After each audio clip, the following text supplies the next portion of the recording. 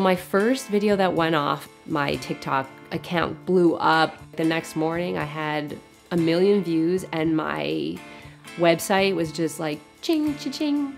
When it comes to the jewelry making, my strength really is make it enticing. That's where I've been able to carve my own path.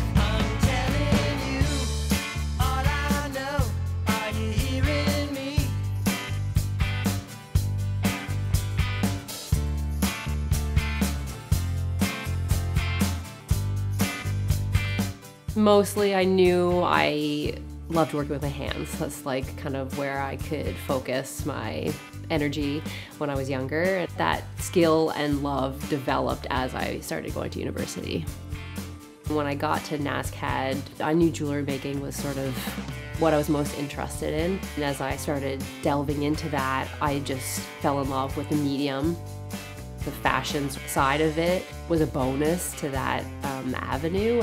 I definitely had the desire to be in that industry in some capacity. My sister and I bonded over the love of fashion. We took a few classes together and our artistic side of working together just flowed so easily. That's really where we developed as a team. She started entering a competition in Atlantic Fashion Week and I sort of accessorized her collection for her. And that's how things evolved into us making stuff to then sell. Toronto Fashion Week put together an upcoming designer showcase. We applied to be part of that. We were the winners of the Atlantic. That was like really exciting for us.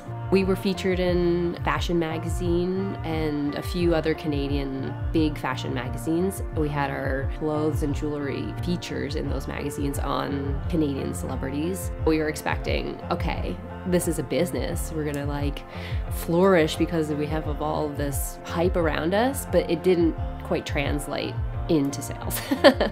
And then the following year, we had moved to Calgary. We were hoping that in other bigger cities, our things might have kind of taken off. We started switching gears and doing a lot of trade shows and local markets, which was really successful for us. Once you have kids, the draw for family starts to nip at you. The desire to be here was there, but I think more so my husband was looking for a change. And when the opportunity came for him to be transferred to Halifax, we just went for it. At that point, my daughter was 8 months old. So I was just doing wholesale stuff. That was a little bit tricky because, you know, you're a new mom and then you're trying to still maintain a level of work. But it didn't really affect my business. Really what changed for me in business in Halifax was the start of the pandemic. So much of my business was selling to retailers. So I really started experimenting with TikTok. Okay, making the Peyton necklace. My first video that went off, I still remember, was of like a pair of threader earrings. So it was me pulling the chain through my ear and like doing it kind of a funny way in through my other piercing. The sound might have been like, wouldn't it be great if this business blew up overnight? Because that was like a trending audio, which is like a big part of TikTok. And it literally did. Like the next morning I had 1 million views and my website was just like ching, cha-ching, cha-ching. It was like amazing, but then immediately terrifying.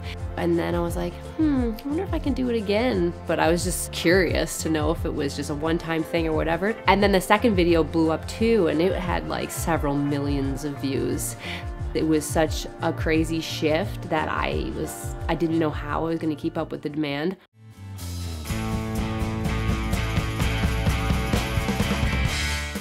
My TikTok account blew up, not just in video views, but also followers. Once you have that audience, I think the chance for you to do it again is always there because of your history on it. The one that has the most views is like over 33 million right now. So the reach of that is what has helped my business. It's incredible. I'll see my video performing well. The comments that are coming down it are in a language I can't even understand. So then you go to your analytics and it's like, oh, it's going off in Brazil right now, or it's going off in Shanghai, like Australia. They're one of my biggest countries that I ship to now.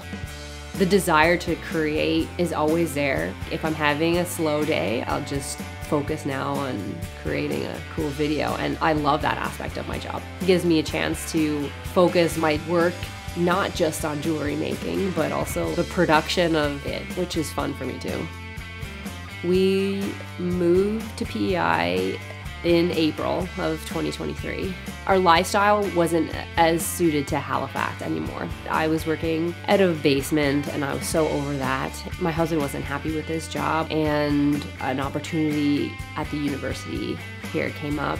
We had another child, with willing and able grandparents. We came back and forth between working on the house and visiting. We were like, this is clearly where we want to be, like, let's just do it. We just want to be around our family where we have that support. Feel like you don't appreciate it if you never leave. I wouldn't want to be any other place in the world.